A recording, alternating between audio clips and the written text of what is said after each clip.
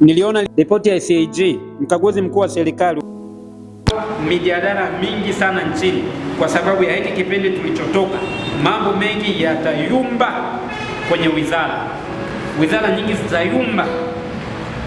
Kila wanachopanga kinaenda vice versa. Budget wanazopanga na kitakachokuja kufanyika ni vitu viwili tofauti.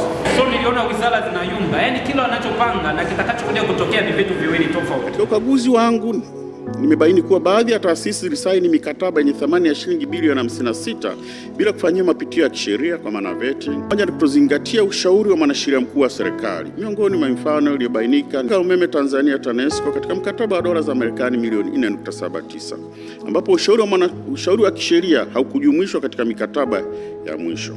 Hali hii inaongeza hatari ya serikali kuingia mikataba yenye mianya ya kisheria na vipengele kandamizi, hivyo kuathiri uwezo wake wa kujilinda katika migogoro na kusababisha hasara za fedha za umma.